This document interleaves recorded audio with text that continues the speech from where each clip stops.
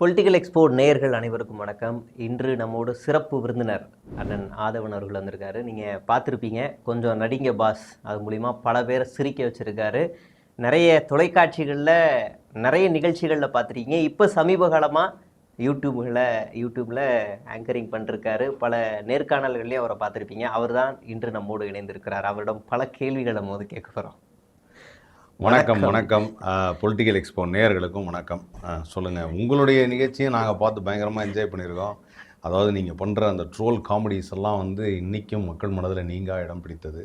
அதற்கு அதாவது சமீபத்தில் கூட ஒன்று பார்த்தேன், அந்த தூங்கிட்டு இருக்கிற மாதிரி ஒரு விஷயம், ஒரு காமெடி ஒன்று பண்ணியிருந்தீங்க. ஆமாம் அவங்க தான் அப்படின்னு சொல்லிட்டு ஏன்ச்சு மறுபடியும் படிக்கிறது, அதெல்லாம் ரொம்ப நேச்சுரலாக இருந்தது. ஸோ அது நான் அதுக்கு முதல்ல பாராட்டுகளை தெரிவிச்சுக்கிறேன். சொல்லுங்கள், என்ன? ரொம்ப நன்றி. சரி, நம்ம நேர்காணலில் போவோம். இப்போ தமிழ்நாடு அரசு திரைப்பட விருது அறிவிச்சிருக்கிறாங்க. பல நடிகர்கள், இயக்குநர்கள் திரைப்படத்திற்கெல்லாம் அறிவிச்சிருக்கிறாங்க. அதில் ஒரு கான்ட்ரவர்சியும் வருது. முக்கியமாக லோகேஷ் கனகராஜ் படத்தில் நீங்கள் பாருங்கள், இந்த அவார்டு கொடுத்ததில் முக்காவாசி ஒரு குறிப்பிட்ட ப்ரொடக்ஷனோட படமாகவே இருக்குது, இதில் சதி நடக்குது அப்படின்னு ஒரு கான்ட்ரவர்சியும் வருது. திரைப்பட விருதுகளில் அப்படியெல்லாம் தலையிட முடியுமா? வாய்ப்பு இருக்கா? என்ன மாதிரி? அது முதல்ல சதி என்னங்கிறத சொல்லிடுங்க, அதுலேருந்து நான் தெரிஞ்சுக்கிறேன். ஏன் லோகேஷ் கனகராஜ் படத்தில் மாநகரம் கொடுத்துருக்குறாங்க, இன்னொரு படத்தை கொடுத்துருக்குறாங்க, ஆனால் பாருங்க மாஸ்டர் லியோக்கெல்லாம் கொடுக்கல. ஓஹோ, மறுபடியும் நீங்க பாயிண்ட் வரீங்க. இப்ப எல்லாரும் வந்து அந்த ஸ்டேட் அவார்டு தரதில்லை. அது ஒரு பிரபலமான ஒரு யூடியூபர் வந்து அதை கோட் பண்ணி சொல்றாரு. அதாவது ஒரு குறிப்பிட்ட ப்ரொடக்ஷன், பிரபலமான யூடியூபர் ஒருத்தரா 3 பேரா, அவங்க எல்லாருமே பிரபலம்னு சொல்லிக்கிறாங்க. எல்லாருமே பிரபலம் அப்படின்னு வந்து அடிச்சு விடுறாங்க. திரைப்பட விருதுகளில் இப்படி ஒரு அரசால தலையிட்டு இதுக்கு தான் கொடுக்கணும் அப்படின்னு அவங்கள வந்து ஒடுக்க முடியுமா? வாய்ப்பு இருக்கா? அதுக்கு எப்படியும் வாய்ப்பு இருக்காது சார். அது ஆக்சுவலாக வந்து என்னென்ன யாராருக்கெல்லாம் கௌரவிக்கணும்னு நினைக்கிறாங்களோ அவங்கவுங்களாம் வந்து ரொம்ப நாளாக கொடுக்காம வச்சுருந்தாங்க. தமிழ்நாடு அரசு விருது வந்து ரொம்ப நாள் கொடுக்காம வச்சுருந்தாங்க. ஸோ அந்த ஸ்டேட் அவார்டை இப்போ நிறைய பேருக்கு அனௌன்ஸ் பண்ணியிருக்காங்க. அதில் வந்து எனக்கு வந்து இந்த ஃபேஸ்புக்கில் வந்து போஸ்ட் வரும்ல, திடீர்னு ஒருத்தரில் நன்றி எனக்காக அரசு விருது அப்படின்னு சொல்லி, நான் உங்களுக்கு ஏன் அரசு விருது எப்போ அப்படின்வாங்கல்ல, அந்த மாதிரி இருந்தது. ஏன்னா நிறைய பேருக்கு விடுபட்டு போச்சா, அது கிட்டத்தட்ட ஒரு 3-4 வருஷத்துக்கு சேர்த்து வந்து இப்போ கொடுக்குறாங்க. அதனால் அதுவே முதல்ல சிறப்பான விஷயம். அதில் என்ன, இதில் போய் தேடி கண்டுபிடிச்சி அந்த படத்துலலாம் எதுவுமே தரல அப்படின்னு சொல்கிறதுலாம் இருக்குல்ல, அதெல்லாம் ஒன்றும் கிடையாது. ஏதாவது முக்கியமாக அதே நபர்களுக்கு வேறு சில படங்கள் நடித்தவங்களுக்கு தந்திருக்கலாம். ஆமாம், அதுக்கு அவர் வந்து மறுபடியும் அந்த குறிப்பிட்ட சில படம் நீங்கள் சொன்னது வந்து மாஸ்டர் லியோ இதெல்லாம் இதுவுமே லோகேஷ் கனகராஜ் படம் தானே. அதில் எவ்வளோ அழகாக நடிச்சிருப்பாரு. அது சுப்பிரமணியம் இல்லைப்பா, அவர் பேசுறதுக்கு மேடையில் பேசுறதுக்குன்னு ஏதாவது ஒரு டாபிக் ஒன்றும் இட்ஸ் வெரி ராங் ப்ரோ, அது சரியில்லை ப்ரோ, இது ப்ரோ அப்படின்னு ஏதாவது ஒன்று பேசுவார்ல, அதுக்காக ஏதாவது ஒரு ஆப்பர்ச்சுனிட்டியை கிரியேட் பண்ணணும். அதனால அப்படி பண்ணியிருப்பாங்க. அது என்னமோ கரெக்டு தான். சரி, அதாவது ஒரு நடிகர் பல வருடமாக இருக்காரு, அவர் நேஷ்னல் அவார்டு வாங்கலை. ஒருத்தர் நேஷ்னல் அவார்டு வாங்கணும் அப்படின்னா அதுக்கு ஏதாவது தகுதிகள் இருக்கா? நேஷ்னல் அவார்டு வாங்குறதுக்கு நடிக்கணும். ஒழுங்காக நடித்தா அந்த அவார்டு வந்துடும். நல்லா நடித்தா நேஷ்னல் அவார்டு. அப்போ நல்லா நடிக்கலாம். நல்லா நடிக்கிறதுனா எங்கன்னா படத்தில் நடிக்கணும். படத்தில்? ஆமாம், ரியல் லைஃப்பில் நடிக்கக்கூடாது. நீங்கள் யாரையும் குறிப்பிட்டு சொல்லலை. நான் யாரையும் குறிப்பிட்டுலாம் சொல்லுங்க. நல்லா நடிக்கிறதுனா படத்தில் ஒரு கதாபாத்திரம் கொடுக்கும்போது அந்த கதாபாத்திரத்தை மிக இயல்பாகவும் தத்ரூபமாகவும் அப்படியே அதை ஏற்றுக்கிற மாதிரி ஒரு விஷயமா பண்ணோம்னா அது நேஷனல் அவார்டு கிடைக்கும். ஆனால் எனக்கு நேஷனல் அவார்டு மேலே பெரிய நம்பிக்கையெல்லாம் கிடையாதுங்க. நம்பிக்கை இல்லை. என்றைக்கு வந்து நடிகர் திலகம் சிவாஜி கணேசனுக்கே கிடைக்காத ஒரு நேஷனல் அவார்டு கிடைக்கும். ஆமாம், யாருக்கு அவங்களுக்கெல்லாம் கிடைக்காத ஒரு நேஷனல் அவார்டு வந்து மற்றவங்களுக்குலாம் கிடைச்சாலுமே நான் அதை பெருசாக எடுத்துக்கிறது இல்லை. ஓகே, நேஷனல் அவார்டுங்களா, நன்றி, அவ்வளோதான். ஏன்னா சிவாஜி சார் கடைசி வரைக்கும் தரவே இல்லை. அவர் பெஸ்ட் ஆக்டர் அப்படிங்கிற அந்த நேஷனல் அவார்டு அவர் கடைசி. தமிழ்நாட்டிலேருந்து இப்போ ஒரு படம் நேஷனல் அவார்டுக்கு செலக்ட் ஆயிருக்கு. தேசிய விருது சிறந்த சண்டை காட்சி, சிறந்த நடிப்புக்கு அந்த நடிகருக்கு கொடுக்குறாங்க. அப்படியா? யாருக்கு? எச் ராஜா, கந்தன்மலை. அப்படியா? ஏற்கனவே அந்த கந்தன் மலையை கந்தல் ஆக்கிட்டப்பா அப்படின்னு சொல்லி எனக்கு பல பேர். நேற்று ஒரு ஆக்சுவலாக நம்ம நண்பர் ஒருத்தர் பார்த்தேன், நடிகர் தான் அவர் பார்த்துட்டு என்னை பார்த்தோன்னே நான் வந்து வேறு மொழியை சேர்ந்தவர், நம்மூர்கார் இல்லை போல இருக்குது அப்படின்னு நினச்சிருந்தேன் படத்துலலாம் பார்க்கும்போது. உண்மையிலே ஒரு வேறு மொழியை சேர்ந்தவர் தான், ஆனால் இங்கே தான் பிறந்து வளர்ந்து எல்லாம் இருக்கார். சிரிக்கிறாரு 10 நிமிஷம் தொடர்ந்து சிரிச்சிட்டு இருக்காரு. நிறைய பேர் வர்றாங்க அவரை பார்க்குது. சார் வணக்கம் சார், ஒரு ஃபோட்டோ இருங்க நான் பேசிட்டு வரேன். அது என்னன்னா அந்த கந்தன் மலையை அப்படின்னாரா ஆரம்பிச்சு அது ஒரு 10-15 நிமிஷம் பேசுறாரு அதை பற்றி. அந்த நபர் யாரு? அது வேணாம், அது விடுங்க, அந்த நபர் வேண்டாம். ஏன்னா நமக்கு ரசிகர்களா இருக்கவங்க ரசிகர்களாவே வச்சிருக்கணும். அது வந்து இப்போ அவங்களுக்கு நேஷனல் அவார்டு கிடைக்கும்.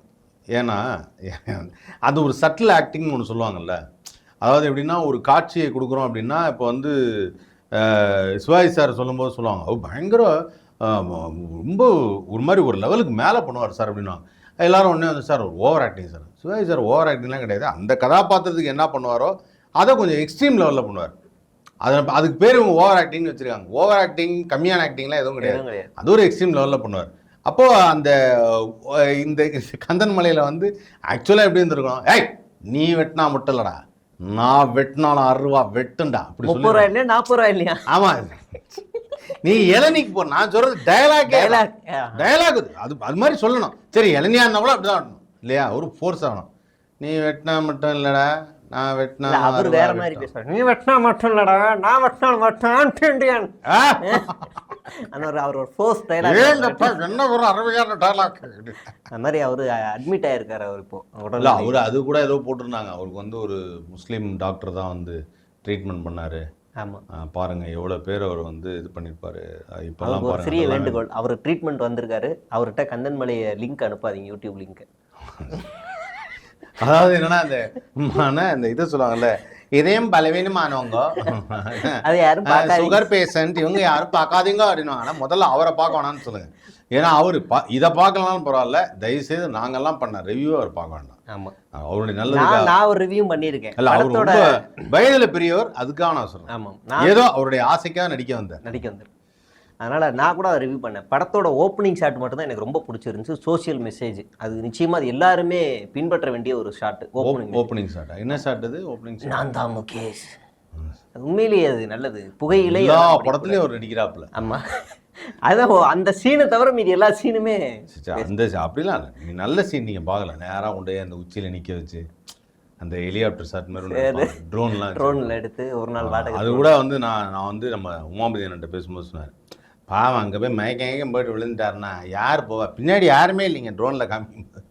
அந்த மாதிரி யாருமே இல்லாத இடத்துல கூட அவர் தனியாக அவர் ஏமாத்திருக்காங்க. என்னன்னா தனிமரமாக நின்று ஒரு ட்ரோனுக்காக நடித்த முதல் நடிகன். நீங்கள் அரசியலை விட்டு வெளியில் வந்துருங்க, சினிமாவில் தளபதினு ஒரு போஸ்டிங் காலியாக இருக்குது, அவர் அங்கே சினிமா விட்டு வெளியே வந்துட்டார், இங்கே ஒரு இடம் உங்களுக்கான இடம் அவர் காத்துக்கிட்டு இருக்கு. அதனால் அண்டர்ஸ்டாண்ட் பண்ணி அவங்க மாற்றி ரிவீல் பண்ணிக்கிட்டாங்க. எனக்கு டக்குன்னு சத்யராஜ் சார் போனாங்க அவர் இவர் உள்ளே வந்தார், எங்கள் அம்மா உன்னை சேர்த்து வைப்பாளா அப்படின்னு. அது மாதிரி இவ்வளோ ஆட வைப்பாங்களோ அப்படின்னு யோசிக்கிறேன். வாய்ப்பு இருக்கு. ஆனால் தளபதி அதான் சொல்லலாம், நம்ம ஊரில் ஒரு இடம் காலியாகிடக்கூடாது, அதாவது இந்த இடத்துக்கு உடனே அந்த பொறுப்பை நான் ஏற்றுக்கலாம்னு அப்படின்னா. இது இந்த சின்ன கவுண்டரில் கவுண்டமணி வந்து ஆக்சுவலாக என்னன்னா, நான் இனிமேல் உங்களோட துணியெல்லாம் துவைக்கவே மாட்டேன்டா அப்படின்னு போயிடுவார். போனோன்னே அங்கேருந்து ஒரு 2 பேர் வடிவேலும் செந்திலும் வருவாங்க. அண்ணே நீங்கள் விட்டு போன பதவியை நான் ஏற்றுக்கலாம்னு. இது பெரிய ஜனாதிபதி பதவி அப்படின்னா அந்த மாதிரி தான் இது. ஏதாவது ஒன்று காலி ஆயிடுச்சுன்னா அடுத்தவங்க ரெடியாக இருப்பாங்க. அதுக்கு பயங்கரமான போட்டி இருக்குல்ல, அது நடக்கும். ஆமாம். சரி, நம்ம கம்மிங் டு அவார்டு வருவோம். அவார்டு இப்போ நீங்கள் சிவாஜி கணேசனை வந்து நான் கேள்விப்பட்டது என்ன அப்படின்னா, அவர் வந்து ஒரு இப்படி நடிக்கணும், இவர் இந்த மாதிரி ஒரு கேரக்டர் நடிக்கணும் அப்படின்னா சம்மந்தப்பட்ட கேரக்டர் இந்த காஞ்சிபுரத்துலலாம் அவர்கள் அதோ ஒரு நபர்கள் பற்றி நடிக்கணுன்னே ஒரு நேராக கிளம்பி போயிட்டாராம். அவங்களே ஒரு நாள் முழுக்க பார்த்துருந்துட்டு அப்புறமா வந்து அவங்களோட உளவியலாக அவங்களோட கை அசைவு எல்லாத்தையும் அப்சர்வ் பண்ணிட்டு அப்புறமா தான் அவர் நடிக்க. ஆமாம் அதே மாதிரி தானே விஜயும் மகேஷ் பாபுவோட கதையை பாதி கதையை எடுக்கிறாரு. அவரும் அதே தான் பண்ணார், பார்த்து இருந்துட்டு அது போக்கிரியில். ஆமாம், அவருக்கு ஆக்சுவலாக அப்போ ஏதோ சைனஸ் ப்ராப்ளம். ஆக்சுவலாக என்னன்னா அது ஒரு சின்ன பிரச்சனையானது என்னென்னா, பல பேர் நினச்சிட்டு இருக்காங்க அது படத்தில் மேனரிசம் அப்படின்னு. அவருக்கு ஏதோ சைனஸில் ஒரு டைலாக் பேசும்போது எதுக்கோ தொக்கில் மீட்டிங்கோ அப்படின்னாரு. இவர் அப்படியே பார்த்தாரு, எதுக்கு இந்த மீட்டிங்கில் என்ன கூப்பிட்டீங்க அப்படின்னாரு. ஐயோ அது அவருக்கு சைனஸ் ப்ராப்ளம். அதான் பார்க்கும்போது நடந்த சம்பவங்கள். அப்போ அதுக்கு தான் ஒரு கர்ச்சீஃபும் கையில் வச்சுட்டு அது ஸ்டைலாக அப்படின்னு பண்ணிருந்துருக்காரு. அது இருக்கலாம். நீ அதுக்காக அதெல்லாம் சொல்ல முடியாது. அதெல்லாம் வேற. அதெல்லாம் ஒரு விஷயத்தை பார்த்து அப்சர்வ் பண்ணி அந்த கதாபாத்திரத்தை அப்படியே உள்வாங்கி அதை திருப்பி நடிக்கிறது. சிவாஜி சார் ஒரிஜினலான கேரக்டர் பார்த்தாரு, இவங்க அந்த வேற ஒரு படத்தில் வந்து ஏதாவது ரீமேக் பண்ணணும்னு நினச்சாங்கன்னா அந்த கேரக்டர் அப்படியே பார்த்து அதை அப்படியே உள்வாங்கி அப்படியே நடிப்பாங்க. அதுதான் அது. ஆனால் நீங்கள் அப்படி நினச்சிடாதீங்க ஜனநாயகனை. ஏன்னா பாலையா ஒரு ஷாட்டில் கூட வந்து அதில் எக்ஸ்பிரஷனோடு நடிச்சிருக்க மாட்டார். அவர் வேற மாதிரி ஆக்டர். அவர் பாப்பா இதில் எப்படியாவது சைன் போடு பாப்பா அப்படின்னு அப்படியே நிற்பார். ஆனால் இதில் அப்படி கிடையாது, டெங் டெங் டெங் அப்படின்னா அது விஜயோட தனி ஸ்டைல். இதில் ஒரு சைன் போடுறேன் அப்படின்னு அது அப்படி அது. ஆனால் விஜய் பண்ணுவார். அதெல்லாம் sir Vijay is a great actor, அதுல டவுட்டே இல்லை. அதுல நானே நிறைய வீடியோ நான் சொல்லியிருக்கேன், அதுல டவுட்டே கிடையாது. அவர் நிறைய படம் பண்ணலாம், இப்ப கூட நல்லா நடிச்சிட்டு இருக்காரு அரசியல்லையும். அது விரைவில் தெரியும், விரைவில் தெரியும். சரி, அரசியல் அதான் ஜென்ரலாக சொல்லணும்னா அவர் அரசியலுக்கு வந்தது பேசுனது இதெல்லாம் வந்து கொஞ்சம் இப்போது ஜென்ரலாக ஒன்று கேட்குறேன். இப்போ வந்து விஜய் ரசிகர்லாம் வந்து என்னை வந்து திட்டுறாங்க. ஏன் திட்டுறாங்க? நான் வந்து விஜயை வந்து ரொம்ப அண்டர் எஸ்டிமேட் பண்ணி சொல்கிறேன் அப்படிங்கிறனால திட்டுறாங்க. அதில் சில பேர் வந்து இவர் எதிரிலாம் சொல்கிறாங்க. அதெல்லாம் ஒன்றுமே கிடையாது. உங்களுக்கு வர்ற கோவம் தானே எங்களுக்கு வரும் இல்லையா? எங்களுக்கு பிடித்த யாராவது நபர்களை தப்பாக பேசுகிறதும் தவறான மீம் வரும். ஒரு தடவை வந்து நான் super star fan, super star வந்து கூல்ட்ரிங்க் சப்ளை பண்ணுற மாதிரி விஜயோட ஃப்ளைட்டில் ஒரு ஃபோட்டோ போட்டாங்க. கடுப்பு வருமா வராதா? வரும். உனக்கு வந்தால் ரத்தம், எனக்கு வந்தால் தக்காளி சட்னின்னு நான் சொல்ல முடியாதுல்ல இல்லையா? அப்போது அதுக்கு தகுந்த மாதிரி தான் நம்மளும் ரியாக்ட் பண்ண முடியும். அதனால் நாங்கள் ரொம்ப நாகரிகமான முறையில் தான் ரியாக்ட் பண்ணுறேன். நான் இப்போவும் அதான் சொல்கிறேன். அது ஒரு சின்ன ஒரு பாசத்தின் அடிப்படை. எனக்கு பிடிச்ச ஒருத்தரை சொல்லும்போது ஒரு பாசத்தின் அடிப்படை, அதில் நான் வந்து விட்டு கொடுக்க முடியாது. ஆனால் அதே சமயத்தில் நான் விஜய் வந்து ஒரு ஆக்டராக என்றைக்கும் விட்டு கொடுத்ததில்லை. நல்ல ஆக்டர். இது மாதிரி வரும்போது அதெல்லாம் கொஞ்சம் இப்போ அவாய்ட் பண்ணிக்கலாம். அதுக்கே எல்லாம் கோவத்தின் உச்சத்தில் இருக்கிறாங்க. இப்போ நீங்கள் ஆக்டராக சொல்லலான்றீங்க, திரைத்துறையிலேயே விஜய் வந்து இப்போ ஒருத்தர் அரசியலுக்கு வராரு அப்படின்னா அவருடைய பின்புலம் என்ன? அவர் இது வரைக்கும் ஒரு நல்ல வாழ்க்கையை வாழ்ந்திருக்காரா? சமூகத்துக்கு ஏதாவது செஞ்சுருக்காரா? இப்படியெல்லாம் அனலைஸ் பண்ணி தான் நம்ம அவர் ஏற்றுக்குவோம். நம்ம அப்படிதான் நம்ம இவ்வளோ நாள் நம்ம எல்லாரையுமே ஏற்றுக்கிட்டு இருந்திருக்கோம். இல்லை, அது இந்த கருத்துக்களில் நான் சொல்கிறது தவறாக இருந்தால் தயவுசெய்து நேரங்களும் மன்னிச்சிருங்க. அதாவது என்னென்னா, ஒருத்தருடைய பர்சனல் லைஃப்பை வச்சு தான் பொலிட்டிக்கல் லைஃப்பை நம்ம வந்து அனலைஸ் பண்ணுறோங்கிறது கிடையாது. அந்த வகையில் நான் வந்து அதில் பர்சனல் லைஃப்னு சொல்லலாம். அதாவது சமூகம் சார்ந்த அவங்களுடைய பார்வைன்னு ஒன்று இருக்குல்ல, அதான் சமூகம் சார்ந்த பார்வையில் இப்போ தான் வந்திருக்காப்புல, இன்னும் அவர் எதுவும் செய்யலை. அதாவது நான் சொல்கிறது என்னென்னா, இப்போ நீங்கள் ஒரு பாலா எடுத்துக்கிட்டீங்கன்னு வச்சுக்கோங்களேன். பாலா பல நாளாக வீடியோலாம் போட்டு டெவலப் ஆகி நான் சமூகத்துக்கு செய்கிறேன்னு சொல்லி நிறைய விஷயங்கள் செஞ்சு டெவலப் ஆகிட்டாப்புல. இப்போ அவர் வந்தாலே ஒரு 4 4K கேமரா சுற்றி வந்துடும், அவர் சமூகத்துக்காக செய்கிறார் அப்படின்னு. அது மாதிரி ஒரு விஷயத்தை விஜய் செஞ்சுருக்கணும். அப்போ தான் வந்து மக்களுக்கு தெரியும் செய்கிறாருங்கிறதும் தெரியும். செய்கிறது ஒரு ஒன்றுன்னா உண்மையாகவே செய்வாப்புல. விஜய் சமயத்தில் செய்கிறாரு, தங்கிட்ட பணம் இருக்குது. இங்கே என்ன அவர் செய்வாருன்னே வருது, செஞ்சுக்கிட்டு இருக்காரு, அவரால் முடிந்தது செய்கிறாரு அப்படின்ற அந்த பாட்டு வரல. செய்வாரு அப்படிதான் வருது. அது அப்படிதான் வந்து நான் ஸ்கூல் படிக்கும் போது கிளாஸ் லீடரை வந்து ஒரு மாதத்துக்கு ஒரு வாட்டி தேர்வு செய்வாங்க. இல்லை 10 நாளைக்கு ஒரு வாரத்துக்கு ஒரு வாட்டி தேர்வு செய்வாங்க. திஸ் வீக் கிளாஸ் லீடர் யார் எல்லாம் எல்லாம் வந்து முன்மொழிங்க அப்படின்னு அவங்க இங்கிலீஷ்லேயே சொல்லுவாங்க. மேம் இந்த வாட்டி சஞ்சய் மேம் அப்படின்னே, சஞ்சய் ஓகேவா எல்லாம் லீடரா அப்படின்னே. அது கிளாஸ் ரூம். அவன் லீடராக இருக்கிறதுனால யாருக்கும் எதுவும் நாசமாகாது, ஒன்றும் பிரச்சனை இல்லை. கரெக்டு. அவனோட வேலை என்னென்னா பல்பும் சாக் பீஸ் திருடாமல் பார்த்துக்குவான், டீச்சரோட குச்சி திருடாமல் இருக்க பார்த்துக்குவான். அவ்வளோதான் அவன் வேலை, அவ்வளோதான். இல்லைன்னா போர்டில் போய் பேர் எழுதுவான். அதனால் கொடுத்துடலாம். ஆனால் இது அப்படி இல்லை. ஒரு வாய்ப்பு கொடுங்க அப்படிங்கிறது, தமிழ்நாட்டையே தூக்கி கொடுக்குறதுன்றது ஒரு வாய்ப்பு கொடுங்க அப்படிங்கிறத, ஒரு ஸ்கில் இருக்கா ஒன்று பார்ப்போம் நம்ம. அதாவது நீங்கள் வந்து இப்போ வெற்றிமாறன் திடீர்னு அரசியலுக்கு வராருன்னா டக்குன்னு அவர் மேலே என்ன, இஸ் கிரேட். ஏன்னா சமூகம் சார்ந்த படம் எடுத்திருக்காரு, ஒடுக்கப்பட்ட மக்களுடைய குரலாக பேசியிருக்கிறாரு அப்படின்னு நம்ம சொல்ல முடியும், பாயிண்ட்டை சொல்ல முடியும். இல்லை, இந்த இடத்துல ஒரு தெளிவான ஒரு விஷயத்தை நான் இங்கே பதிவு செய்யணும்னு நினைக்கிறேன். அது என்னென்னா, இப்போது நீங்கள் சமூகம் சார்ந்தோ ஒரு புரட்சிகரமான சிந்தனையில் 4 வார்த்தை நான் பேசிட்டானாலோ, இப்போ நானே வந்து மக்களுக்கு நல்லது செய்யுங்க, நான் 4 பேருக்கு உதவி செய்யணும் அப்படின்னு நான் பேசிட்டதுனால எனக்கு அந்த பொறுப்பு இருக்குன்னு அர்த்தம் கிடையாது. நான் மக்களை நேரில் சந்தித்து அவர்களுக்கு நல்ல விஷயங்களை எடுத்துரைத்து அவனுக்கு ஏதாவது செய்கிறேனா, அதுக்கு வேணும். இது நான் இப்போ இருந்தே எடுத்துக்கோங்க. எந்த ஒரு திரைத்துறை சார்ந்தவங்களும், எந்த ஒரு துறை, கிரிக்கெட்டை சேர்ந்தவங்களாக இருக்கலாம், யாராக இருந்தாலுமே. பொலிட்டிக்கல் அப்படி கிடையாது. பொலிட்டிக்கலாக இருக்கிறவங்க இருக்காங்க இல்லையா, நம்ம ஏரியாவில் இருக்க வார்டு கவுன்சில் அவங்கெல்லாம் எல்லாரும் ஏதாவது ஒரு பிரச்சனைனா வந்து நிற்பாங்க. வெவ்வேறு கட்சிகளை சார்ந்தவங்களாக இருந்தாலும் வந்து நிற்பாங்க. வந்து என்ன சார், என்ன பிரச்சனை, நான் இருக்கேன் சார், நான் பார்த்தேன். இது வந்து உண்டு. அதுதான் அந்த களம், அதுதான் அரசியலுங்கிறது. மக்களை நேரில் சந்தித்து பார்க்க வேண்டிய களம். இப்போ நீங்கள் ஒருத்தர் வந்து அரசியலுக்கு வராரு அப்படின்னா வரலாம், தப்பு கிடையாது. அது வந்து இது ஜனநாயக நாடு, அதனால் எல்லாரும் வரலாம். யாருமே வந்து அதுக்கு ரெஸ்ட்ரிக்ஷன்லாம் கிடையாது. வரும்பொழுது சரியான பயிற்சி, நாம் எப்படி இருக்கணும், எப்படி போய் மக்களை சந்திக்கணும், என்ன பிரச்சனைகளுக்கு போய் பேசணும், அது இருக்கணும். இதெல்லாம் வந்து ஒரு 5-6 வருஷம் கழித்து நான் இதெல்லாம் பண்ணணும்னு நினைக்கிறேன் அப்படின்னா மக்களுக்கும் தெரியும், ஆமாம் இவர் வந்தார் அன்றைக்கி பண்ணார் அப்படின்னு சொல்லி. அதுதான் நான் எதிர்பார்க்கிறேன். அது வரலையே, அது பண்ணலைங்கிறதான் பிரச்சனை. அது பண்ணாமல் எடுத்தோன்னா நான் செய்வார்னா பொறுப்புல வந்தா தான் செய்வாரு, பொறுப்புல இல்லைன்னா செய்ய மாட்டாருன்னா பொறுப்புல வந்தா செய்யறதுக்கு அரசாங்கமே இருக்கு. அது ரூலே தான், பொறுப்புல தான் செய்யணுங்கிறது.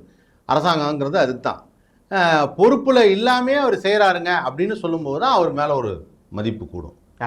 அந்த மதிப்பு கூடுற லெவலுக்கு நீங்க ஏதாவது ஒன்று செய்யணும். ஆனா இதுல ஒரு டிஸ்அட்வான்டேஜ் இருக்கு.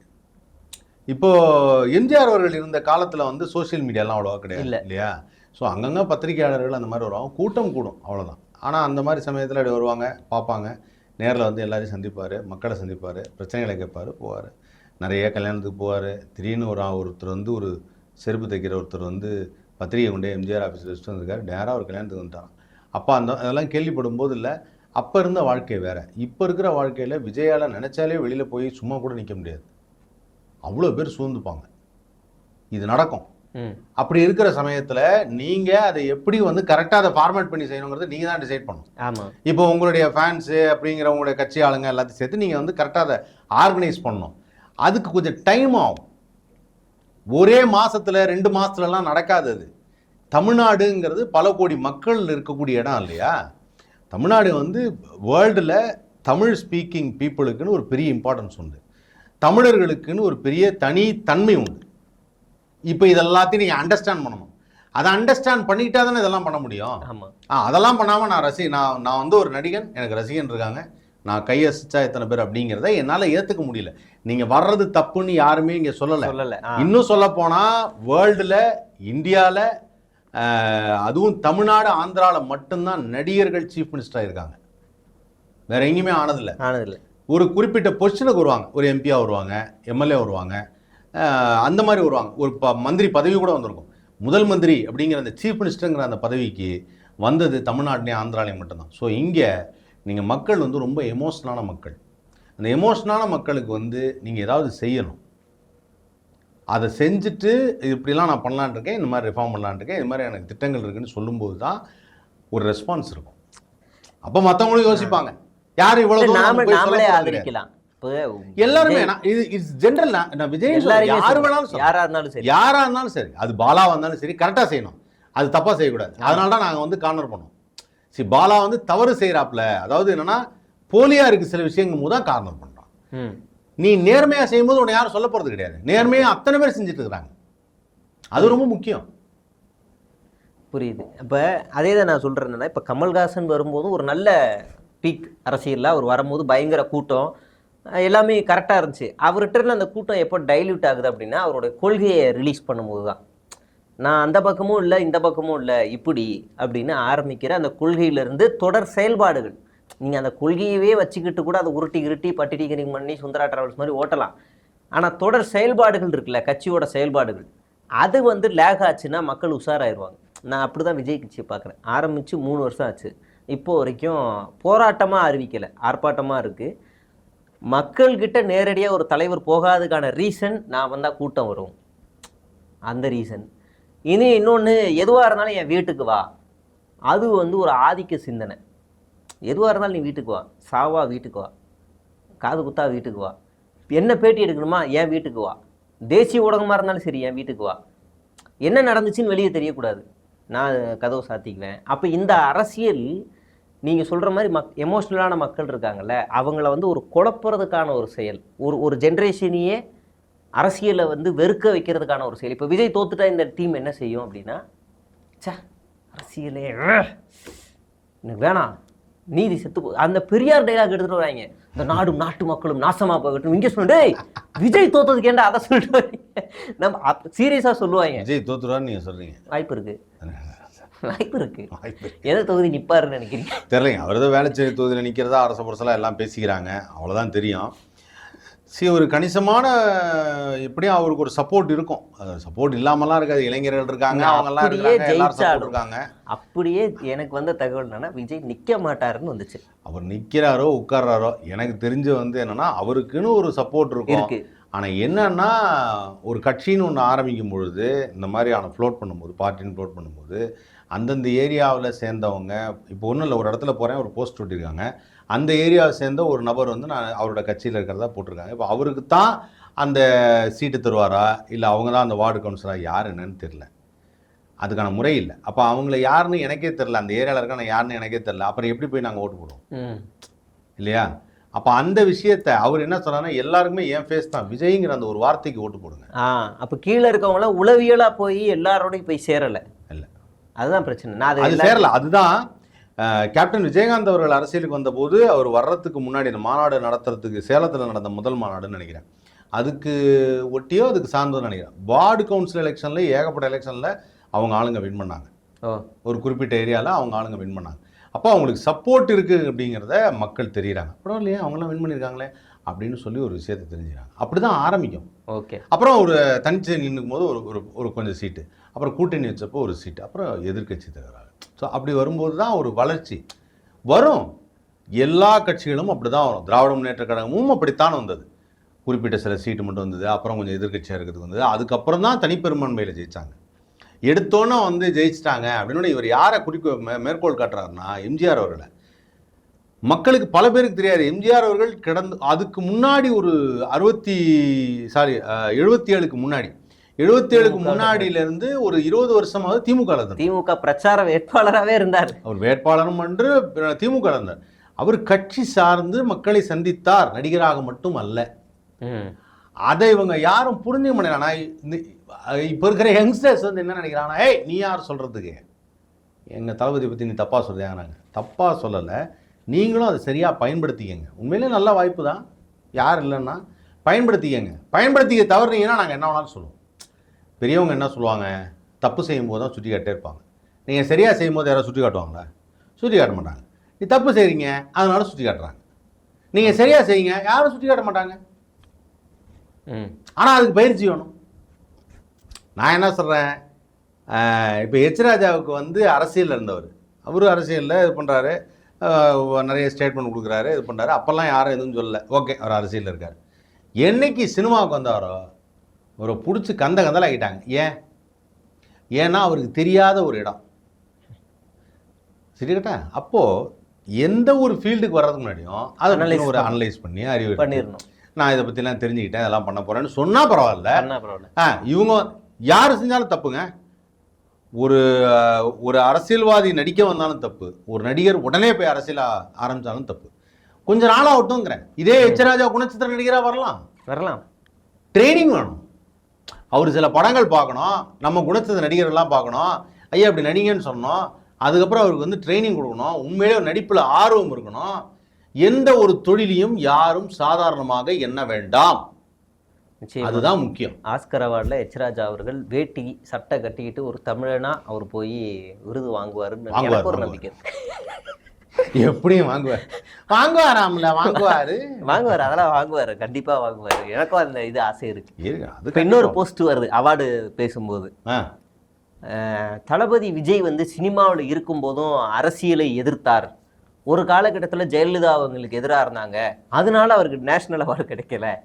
ஒரு டைம்ல கருணாநிதி அவரை எதிர்த்தார், அதனால அவருக்கு நேஷனல் அவார்டு கிடைக்கல அப்படின்னு நான் திரும்ப கேட்டேன், டே நீ சொன்ன 2 லீடரும் ஸ்டேட் லீடர்ஸு, அவங்களுக்கும் தேசியத்துக்கும் என்ன சம்பந்தம்? அவங்க இங்க இருந்து எப்படி டிக்கெட் எடுத்து கொடுத்து அனுப்பல, டிக்கெட் எடுத்து கொடுத்து அனுப்பல. அவங்க புரிதல் என்ன, தமிழ்நாட்டுல இருந்து அவங்களை வெளியில விடல, பாஸ்போர்ட் மூலியமா முடக்கிட்டாங்க.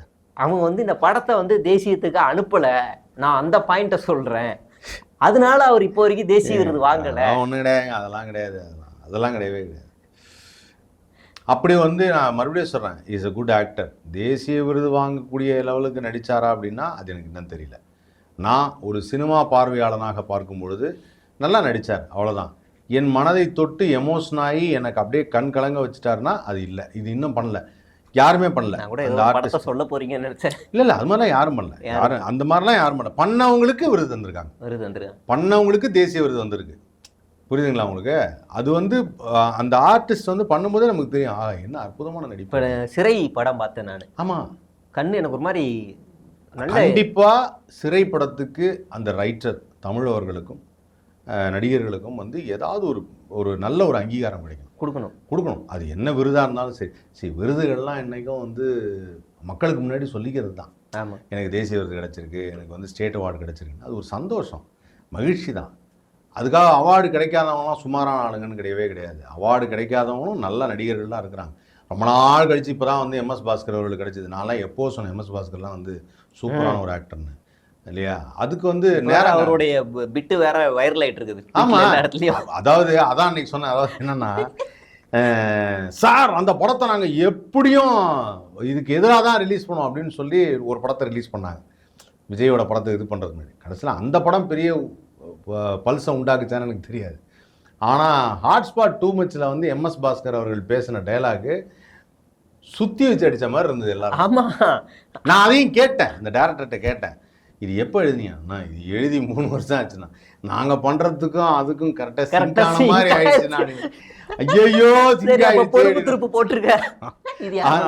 ஆமா, அதனால வந்து அது ஒரு டைம்லி இப்போ வந்த ஒரு படத்துல அந்த மாதிரி ஒரு பயங்கரமான ஒரு பஞ்சு. ஸோ அதனால என்ன சொல்ல வரேன்னா, அவார்டு அப்படிங்கிறது ஒரு அங்கீகாரம் தான். ஆனால் அவார்டு கிடைச்சாதான் அவங்க சிறந்த நடிகர்னு கிடையாது. நான் தான் சொல்றேன், Vijay is a good actor, but award வாங்குற அளவுக்கு அவங்க எதுவும் யோசிக்கல. ஒருவேளை அந்த மாதிரி இது வரைக்கும் அவரே யோசிச்சிருக்க மாட்டார். எனக்கு தெரிஞ்ச இந்த படத்தில் நம்ம நடித்து அவார்டு வாங்கணும் அப்படின்லாம் எதுவுமே நினச்சிருக்க மாட்டாப்புல. 100% நினச்சிருக்க மாட்டாப்புல. எழுதி வச்சுக்கோங்க. நான் இதை வந்து விஜயே அவர்கள்ட்ட என்னைக்கா நான் நேரில் செஞ்சு கேட்டிங்கன்னா, அப்படியா அது மாதிரிலாம் எதுவும் இல்லையே அப்படின்றார். ஆக்சுவலாக வந்து அந்த மாதிரி நோக்கத்தில் வாழ்க்கையிலேயே அவர் நடித்ததில்லை. மேக்ஸிமம் ஓப்பனிங் சாங்கு, இன்டர்வெல்ல ஹீரோக்கும் வில்லனுக்கும் ஒரு கிளாஷ், ஒரே ஒரு சீன், அவ்வளோதான். துள்ளாதவனும் துள்ளும் படத்தில் வந்து அவங்க அம்மா இறந்து போனதுக்கு பாத்ரூமில் உட்காந்து அழுவாப்புல. இந்த ஒரு சீனை தவிர அவர் வந்து பயங்கர தத்ரூபமாக நடித்ததா எனக்கு எதுவும் இல்லை. அவரு ஒரு ஜாலியான கேரக்டர். எனக்கு ஒரு ஜாலியான கேரக்டர். விஜய் வாய்ஸ் பிடிக்கும் பாடுறதுல. எனக்கு இப்போ சமீபத்தில் பிடிக்காது. ஐயோ அது பிடிக்கும். உன் தங்க நேரத்துக்கு அது பிடிக்கும். அப்பெல்லாம் நான் ரசிச்சிருக்கேன். தமிழ்நாட்டை எழுதி தரட்டுமா? விஜய் எழுதி தந்துருவாரோ? வரமாட்டார். இல்ல தமிழ் நேரத்துக்கு தமிழ்நாட்டை எழுதி நேரத்துக்கு யார் இருக்கா? இருக்காங்களே. இருந்தா அவங்களுக்கு தமிழ்நாட்டை எழுதி கொடுத்துட்டா நாங்கெல்லாம் எங்க போறது? ஆமா, அதாவது நீ சொன்ன பாயிண்ட் கரெக்ட் தான். Vijay is good leader for cinema, not good leader for politics.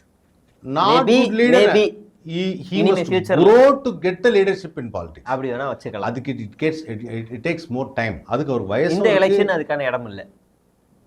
தெரியல, இவங்க என்ன வேணாலும் டிசைட் பண்ணுவாங்க. இப்பெல்லாம் இருக்கிற யங்ஸ்டர்ஸை பற்றி நம்ம யோசிக்கவே முடியல. அவங்க வந்து எனக்கு அந்த சமீபத்தில் அவங்களெல்லாம் பார்க்கும்போது, இப்போ நான் சமீபத்தில் அந்த சிபிஐ என்கொயரிக்காக போயிருந்தேன் டெல்லியில் வந்து சிபிஐ ஆஃபீஸுக்கு வாசலில் ஒரு 800 பேர் இருக்காங்க செல்ஃபி எடுக்கிறதுக்கு. அது கொடுமை என்னன்னா, உள்ள போய் ஆஃபீஸர்ஸ் எல்லாரும் செல்ஃபி எடுத்துருக்காங்க. அங்கே ஒரு சிங்கு தான் என்கொயரி பண்ணியிருக்காரு போல இருக்கு. அந்த சிங் வந்து கேட்டிருக்காரு, ஹூ இஸ் ஹி அப்படின்னு இருக்காரு. No, he is a big star in South India. I want to show the photo to my wife. துப்பாக்கி படத்துல உங்க ஃப்ரெண்ட்ஸ் எல்லாம் கூட டான்ஸ் ஆடுவாங்களே, பாய்ஸ் பார்டர்ல என்ன செஞ்சுமோ அதான் செய்ய போறேன். பல்லே பல்லே சாங் ஆல்சோ எஸ் டன் அப்படின்னு இருக்காங்க. சிங்கு உடனே கடைசியாக ஒரு ஃபோட்டோ எடுத்துருக்காரு. ஸோ அவருக்கு வந்து ஒரு நடிகராக ஒரு கிரேஸ் வந்து எப்பவுமே உண்டு. அந்த கிரேஸே வந்து இப்போ நம்ம ஊரில் வந்து ஒரு இது சொல்லுவாங்க, எப்பவுமே இருக்கிற மக்களுக்கு வந்து இல்லை, அதாவது ஒரு நாட்டை பற்றிய சிந்தனைன்னு ஒன்று உண்டு. அந்த நாட்டை பற்றிய சிந்தனைங்கிறது, அதை பற்றி நம்ம ஹிஸ்ட்ரி தெரிஞ்சுக்கணும். நம்ம தான் சின்ன வயசுல இந்த ஹிஸ்ட்ரி ஜார்பியில் மார்க் நிறைய பேர் வாங்க மாட்டாங்க. ஸோ ஒரு வரலாறு தெரியணும்னு வாங்க. வரலாறுலாம் தெரியல, வந்தோன்னே ஒரு மாற்றம் வேணும் சார், மாற்றம் வேணும், ஏதாவது ஒரு சேஞ்ச் வேணும்னு சொல்லி தான் 5 வருஷத்துக்கு வரும் நம்ம ஊரில் ஆட்சி மாறிட்டே இருக்கும். அந்த 5 வருஷத்துக்கு ஒரு நடுவில் யாராவது ஒரு ஹீரோ வந்துகிட்டே இருப்பாங்க, மாறிட்டே இருக்கும். ஒரு நடுவில் ஒரு ஹீரோ வந்துகிட்டே இருப்பாங்க. தயவு செய்து மக்கள் அதை புரிஞ்சுக்கணும். சேஞ்சுங்கிறது கிடையாது. இப்போ சிங்கப்பூர்லாம் வந்து சிறப்பாக இருக்குது அப்படின்னா அதுக்கு என்ன காரணம்? நிறைய பேர்கிட்ட சொல்லியிருக்கேன். சிங்கப்பூர் சிறப்பாக இருக்க காரணம் என்னன்னா, 15-20 வருஷமாக ஒரே பீப்புள் தான் வந்து ரூல் பண்ணுறாங்க.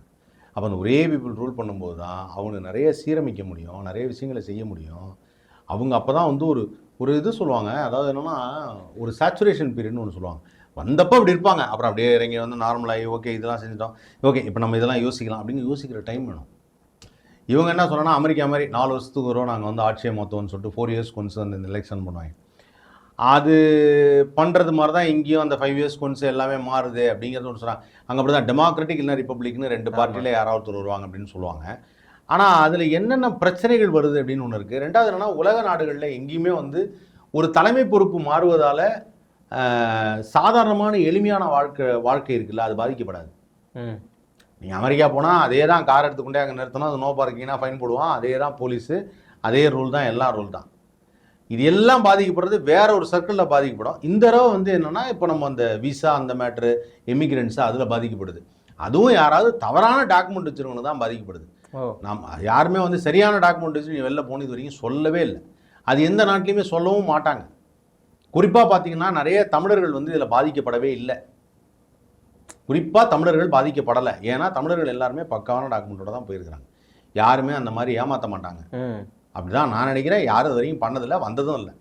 ஆமாம், அது நம்ம சைட்லேருந்து போகிறது இல்லை, வெவ்வேறு வழியிலேருந்து மெக்சிகோ உள்ள. ஆமாம், ஏன் மெக்சிகோ வழியிலேருந்து போகிறது, இப்போ நம்ம வெவ்வேறு நாட்டிலேருந்து போகிறது அப்படிங்கிறத சொல்கிறாங்க. அது நடக்க தான் செய்யுது.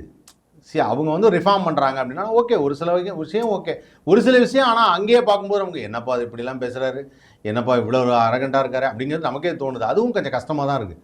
மாறும் அப்படின்னு நினைக்கிறோம். அங்கே தான் மாற்றம், இங்கே மாற்றம். ஆமாம், இது உண்மையிலேயே ஒரு பெரிய சிக்கல் தான். ஏன்னா இவங்க ஒரு ப்ராஜெக்ட் ஆரம்பிப்பாங்க இந்த கவர்மெண்ட்டு. ஆமாம், அதுக்குள்ளே கவர்மெண்ட் மாறிடும், அந்த ப்ராஜெக்ட் அப்படியே நிற்கும்.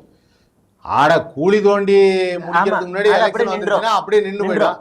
அப்புறம் இவங்க வந்து ஒன்றும் இல்லைங்க, ஒரு சாதாரண விஷயம் சொல்கிறேன். நம்ம கோயம்பேடு மதுரவாயில் பிரிட்ஜ் தெரியும்ல, மதுரவாயிலேருந்து அந்த மெட்ரோ எத்தனை வருஷமா இருக்குன்னு தெரியுமா? எனக்கு தெரிஞ்சு நான் வந்து +2 முடிச்சு லீவ்ல 2010க்கு முன்னாடியே அதை கட்ட ஆரம்பிச்சிட்டாங்க. கரெக்டா? அப்போ இருந்து இவங்க மாதிரி அவங்க மாதிரி இவங்கன்னு சொன்னால் வரவே ஃபினிஷே ஆக மாட்டேன்.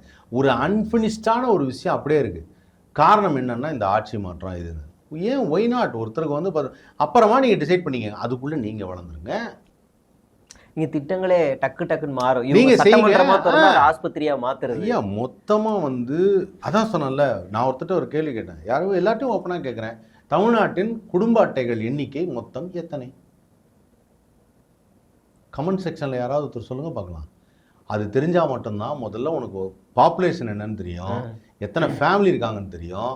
அதுக்கப்புறம் தான் நீ போய் நாட்டில் என்னென்ன பண்ணணும், இத்தனை குடும்ப அட்டைகள் இருக்குது, இவ்வளோ பேர் இருக்காங்க, இவங்களுக்கெல்லாம் என்ன செய்யணுங்கிறத யோசிக்க முடியும். இது எதுவுமே நான் வந்து ஸ்டெப் எடுக்க மாட்டேன், அதெல்லாம் எதுவும் சொல்ல மாட்டேன், ஸ்ட்ரெயிட்டாக வருவேன், ஸ்டேஜில் பேசுவேன், நான் போயிடுவேன் அப்படின்னு இருக்கவங்களுக்கு வந்து அந்த பயிற்சி இல்லைங்கிறது அது தெரியாது. நான் இங்கே வர்றது தப்புன்னு சொல்லவே இல்லை, வாங்க, ஆனால் டேக் சம் டைம். மக்களுடைய அடித்தளத்தோட பிரச்சனையை தெரிஞ்சுக்கணும். ஜீவா அண்ணன் வந்து லாஸ்ட்டாக இன்டர்வியூ வந்தப்போ ஒரு வார்த்தை சொன்னார். சங்கர் அவருடைய படத்தில் காதலிக்கிட்ட கம்யூனிகேஷன் பண்ணுறதுக்காக ரேஷன் அரிசியை ரோட்டில் வந்து இது போடுவான் அப்படின்னு. வறுமை இருக்கிறவன் அப்படி யோசிப்பானா? ரேஷன் அரிசி வாங்குறதே பெரிய விஷயம், அதை இலவசமாக பாய்ஸ் படத்தில் பாய்ஸ் கரெக்ட், அது வாங்குறது பெரிய விஷயம். ஒரு காலத்துல அரசியல் வாக்குறுதிகள்ல ஒண்ணு இருக்கும், நாங்க வந்தா பஞ்சத்தை ஒழிப்போன்னுவாங்க வாக்குறுதியில். இப்ப அது இல்ல. அது எல்லாமே ஒரு வகையில் இந்த இலவச அரிசி, ₹1 அரிசி, இதெல்லாம் இதனோட இதுதான் நீட்சி தான். அதெல்லாம் அதை கேவலப்படுத்துற கொச்சப்படுத்துற மாதிரியான இதுதானே.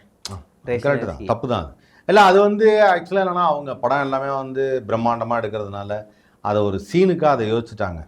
ஆக்சுவலாக அங்கே இருக்கிற ரைட்டர்ஸ் யாரும் அதை சொல்லியிருக்கணும். இப்போ படங்கள் மாறி இருக்கு. முன்னெல்லாம் கருப்பா இருக்கவும் இல்லை, வடசென்னை பாஷை பேசுறவங்க இல்லை, குறிப்பா அந்நியன் படத்தெல்லாம் அப்படிதான் இருக்கும். இப்போ ஓரளவுக்கு மாறி இருக்கு. கண்டிப்பா அது மாறணும்னு நினைக்கிறேன். அது ஒரு தனி அது ஒரு தனி இது. ரெண்டாவது என்னன்னா அங்கீகாரங்கள் இன்னும் அவங்களுக்கு கிடைக்கல. அதுல எனக்கு ஒரு மிகப்பெரிய வருத்தமும் உண்டு. நான் குறிப்பா சொன்னோம் அப்படின்னு பார்த்தீங்கன்னா, தமிழ்நாடு அப்படின்னு எடுத்துக்கிட்டாலே வந்து மாநிலம் கருப்பு, இதுதான் வந்து நிறம், திராவிட நிறம். ஸோ அந்த நிறத்தில் இருக்கவங்கள நிறைய பேர் இப்பவும் நான் சொல்கிறேன், இன்றைக்கும் நான் சொல்கிறேன், இந்த இன்டர்வியூ வரைக்கும் சொல்கிறேன், நான் எந்த இன்டர்வியூக்கும் மேக்கப் போட மாட்டேன். என்னுடைய ஒரிஜினல் கலர் என்னவோ அதில் தான் வருவேன். நான் சாயம் பூசி பேசுவேன் அல்ல. நான் டிவியில் பேசும்போது மட்டும்தான் அவங்க சொன்னால் அப்பயே நான் வெறும் பான்ஸ் போட்டு தான் தெரிவிக்கேன். அவங்க தான் கேட்பாங்க, மேக்கப்புக்கு போடணும் இதே எப்படி. அதனால தான் மக்கள் இன்றைக்கும் வந்து நேரில் பார்க்கும்போது அப்படியே இருக்கீங்கன்னு சொல்கிறாங்க. என்னுடைய ஒரிஜினல் கலரை நான் மாற்ற விரும்பலை. ஒரு சில ஷோவில் வந்து மேக்கப் போட்டிருக்கேன், அதுக்கப்புறம் நான் மேக்கப் போடுறதே நிறுத்திட்டேன், வேணாம் அப்படின்னு சொல்லிட்டு நம்ம நார்மலாக அப்படி கொஞ்சம் டச்சப் பண்ணிட்டு ஆயிலி இதெல்லாம் இது பண்ணிட்டு பண்ணுறது. ரெண்டாவது இப்போ இருக்கிற அந்த நார்த் மெட்ராஸ் அப்படின்னு சொல்லும்போது அவங்களுக்கெல்லாம் நிறைய நடிகர்கள் வராங்க, அற்புதமாக நடிக்கிறாங்க. இன்னமும் அவங்களுக்கான என்கரேஜ்மெண்ட் வரவே இல்லை, அதை பண்ணவே மாட்டேங்கிறாங்க. அற்புதமான ரேப் சிங்கர்ஸு, நல்ல டேலண்டட் சிங்கர்ஸ் வராங்க, ஆர்டிஸ்ட் வராங்க, அவங்களுக்கெல்லாம் பெரிய ரெகக்னேஷன் கிடைக்கவே மாட்டேங்குது. பட் அதுக்கான ரெகக்னேஷனை திரு பா. ரஞ்சித் அவர்களும் மாரி செல்வராஜ் அவர்களும் வந்து தொடர்ச்சியாக செஞ்சுக்கிட்டே இருக்கிறாங்க. அவங்களுக்கான ஒரு இடத்தை கொடுக்கறதுக்கான செஞ்சுட்டு இருக்கிறாங்க. உண்மையிலேயே அவங்களுக்குலாம் பாராட்டுகள். நான் சொல்கிறது ஒன்று தான், மக்கள் அனைவரும் சமமே. நான் வந்து எல்லா சமூகத்தை சேர்ந்தவங்களும் மதிக்கிறேன்.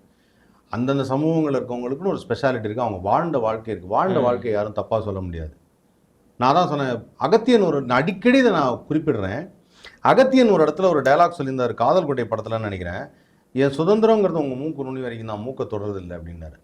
அதான் கரெக்டு. உங்கள் சமூகத்தில் இப்படி செய்கிறாங்க, எங்கள் சமூகத்தில் இப்படி செய்கிறது இல்லைங்க அப்படின்னா ஓகே, உங்களை நான் மதிக்கிறேன், எங்களை நீங்கள் மதிங்க, அவ்வளோதான். நீங்கள் எங்களா மாறுங்க, நாங்கள் உங்களா மாறுங்கிறது வேண்டாம். அது வேண்டாம், அதுக்கு தப்பு, அது தப்பு. அது தப்பு. அவங்கவுங்க இருக்கிற இடத்துல இருந்து அந்த சிறப்பாக இருந்து அடுத்தவங்களை மதித்து நடந்தாலே போதும். கரெக்ட். நிச்சயமாக நிறைய தகவல்களை வந்து தொடர்ந்து பேசியிருக்கோம். அரசியலுக்குள்ளே உங்களை கொண்டு வரலாம்னு நினச்சாலும் நீங்கள் அதை கரெக்டாக மேனேஜ் பண்ணீங்க. இல்லை, அரசியலுக்குள்ளே இல்லைங்க, நான் சொல்கிறது ஜென்ரலான கரெக்ட் தான், புரியுது. ஜென்ரலான ஒரு விஷயம். அரசியலுக்குள்ளேன்னு சொன்னாலுமே நான் வந்து நான் ஒருத்தர் கேட்டேன், என்ன சார் நீங்கள் வந்து விஜய்க்கு எகெயின்ஸ்டாக பேசுகிறீங்க அப்படின்னாரு. நான் எகெயின்ஸ்டாகவே பேசுகிறேன். வீடியோவில் எல்லாருமே பாருங்கள், தவறான வார்த்தைகளை பயன்படுத்த மாட்டேன், அவரை பற்றி தவறாக சொல்ல மாட்டேன், விஜய் சாருன்னு நான் சொல்லுவேன். எங்கேயுமே நான் மரியாதை குறைவாக பேச மாட்டேன், அதை நல்லா தெரிஞ்சுக்கங்க. ஆனால் சொல்லக்கூடிய கமெண்ட்டில் விஜய் ரசிகர்கள் தான் என்ன பண்ணுறாங்கன்னா ரொம்ப கேவலமாக திட்டுறாங்க. ரொம்ப கேவலமாக குடும்பத்தை எடுக்கிறது, அசிங்கமாக திட்டுறது, மட்டமான வார்த்தைகளில் பேசுறது எல்லாமே. இப்போ கூட இந்த வீடியோ பார்த்தோன்னா உடனே யாராவது ஒருத்தர் ரொம்ப தவறான வார்த்தையில கமெண்ட் போடுவார். அவங்க எல்லாருக்கும் ஒரு விஷயம் புரியவே மாட்டேங்குது, அந்த மாதிரி பேச வேணாங்கிறதா சொல்கிறது. இப்படி பேசுகிறவங்கள்ட்ட எப்படி நீங்கள் நாட்டை ஒப்படைப்பீங்க? முடியாது, கஷ்டம். என்னோட ஒரே கேள்வி அதான்ப்பா, நீங்கள் யாரை வேணாலும் தேர்ந்தெடுங்க, ஆனால் மட்டமான வார்த்தைகளில் பேசுகிறத எப்படி அங்கீகரிக்கணும்னு நீங்கள் சொல்கிறீங்க? என்னால் அதை அங்கீகரிக்க முடியாது. நேர்மையான முறையில் வந்து சண்டை போடுங்க, எதிர்த்து நில்லுங்க, எல்லாம் பண்ணுங்க. நாங்கள் அந்த மாதிரி யாரும் மட்டமாக சொல்லலையே. நாங்கள் இன்ன வரைக்குமே விஜய் ரசிகர்களை வந்து மட்டமான ஒரு வார்த்தையில் சொல்லவே இல்லை. ஆமாம், தற்கூரின்னு சொல்கிறதுக்கு சொன்னாங்க. என்னென்னா, தற்கூரி என்றால் படிக்காமல் இருப்பது அப்படிங்கிறது தற்கூரின்னு ஒரு அர்த்தம் இருக்குது. அது மதுரையை சார்ந்தவர்களும் மதுரையை சார்ந்த ஒரு மொழி அது தற்கூரின்னு அது சொன்னாங்க, அவ்வளோதான். அது வந்து ஏப்பா படிக்காத பசங்க மாதிரி நடந்துக்கிறீங்க தற்கூரின்னாங்க. இதில் கூட வேறு எந்த வார்த்தையும் தவறான வார்த்தையை உபயோகப்படுத்தலை. ஆனால் ரசிகர்கள் அத்தனை பேரும், விஜய் ரசிகர்கள்லாம் யங் சாப்ஸ், அவங்க எல்லாரும் தவறான வார்த்தைகளை உபயோகப்படுத்துகிறாங்க. சில குடும்பத்தை சேர்ந்த கல்யாணமாகி குழந்தையோட தவிர அவர் ஒருத்தர் மெசேஜ் பண்ணுறாரு. நான் அவரெல்லாம் பார்த்துட்டு சிரித்தேன். நான் அவர் ஃபேமிலியோட ஃபோட்டோ போட்டிருக்காரு, என்னை கமெண்ட் பண்ணும்போது மட்டமான ஒரு வார்த்தையை சொல்லி கமெண்ட் பண்ணுறேன். அவருடைய குழந்தையும் கையில் மொபைல் ஃபோன் கொடுத்து அந்த யூடியூப் பார்க்குறே, அது கமெண்ட் பார்த்துச்சுன்னா என்ன நினைக்கும் அப்படிங்கிறது அவங்களுக்கு தெரிய மாட்டேங்குது. தயவுசெய்து அதை மாற்றிக்கங்க. நீங்கள் நல்லா செய்யுங்க, நல்லா வாங்க, யார் வேணான்னா அதை நல்ல முறையில் எடுத்து கொண்டு போங்க. அதை செய்ய மாட்டேங்க, அதை செய்ய மாட்டீங்க. ஆனால் இது திட்டுறதுனால தான் வரும்னு நினச்சிங்கன்னா, இன்னைக்கு சொல்கிறேன், அப்படி திட்டுறதுனால வரும்னு நீங்கள் நினச்சிங்கன்னா அது நடக்காது. அது நடக்கவே நடக்காது. இது வரைக்கும் நடந்ததே இல்லை. அப்படி நடந்தால் அது நிலைக்காது. எழுதி வச்சுக்கோங்க. அவ்வளோ. உங்களுடைய சிறப்பான தகவலுக்கு நன்றிக்கும் ரொம்ப நன்றி. நன்றி. Thank you so much.